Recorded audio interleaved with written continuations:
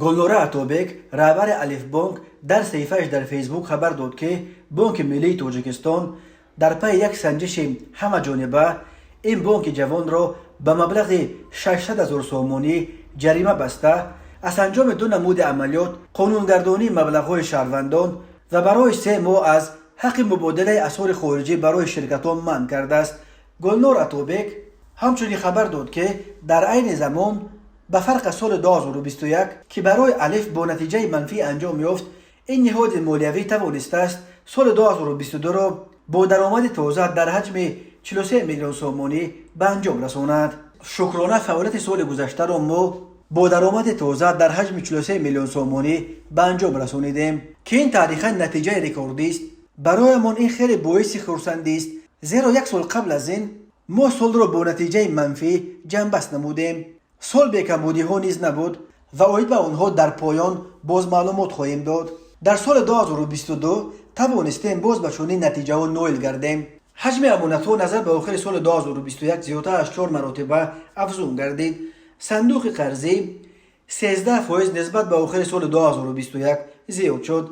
حجم عملیات های غیر نقدی که طریق الف موبی گذرانیده شدند بیش از 3 مرتبه نظر به سال 2021 زیاد گردیده. شماره استفاده برندگان فعال 41% افزایش یافت.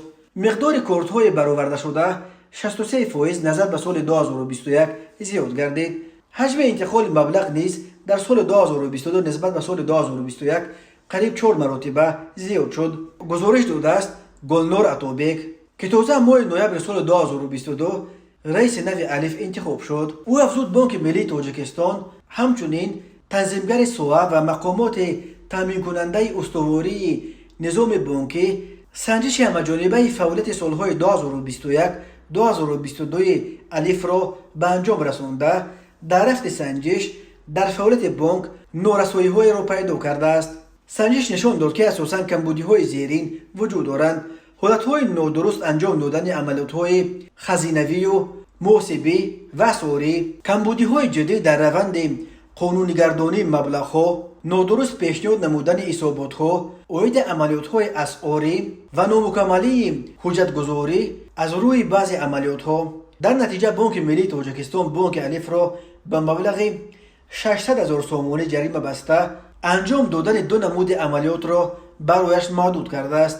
یکم، قانونی‌گردانی مبلغ‌های شهروندان موافق قانون جمهوری تاجیکستان درباره عفو بنابر قانونگردانی دارایی‌ها و مبلغ‌های شهروندان جمهوری تاجیکستان. دوم، عملیات مبادلوی با اسعار خارجی برای شرکت‌ها یعنی شخصان حقوقی در دوام 3 ماه به استثنای بعضی نمودهای عملیات‌ها. گلنور اتوبک تاکید کرده است که این محدودیت‌ها به اکثر میزاجان بانکی تاثیر نمی‌رسانند. او از علاقه اصلاح شدن برخی نارسایی خبر داد و وعده داد که حرکت می‌کنیم که تا آخر سال باقی مانده‌اش را نیز در اساس نقشه چاره‌بینی ترتیب داده شده اصلاح نماییم.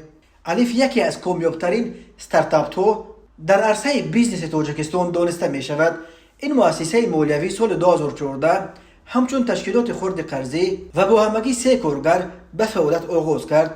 حالا در این بانک در تاجیکستان و ازبکستان بیش از 800 نفر کار میکنند. سال 2021 نشریه فینتک فینانس نیوز ارزش الف بانک را در بازار $100 میلیون برآورد کرده بود.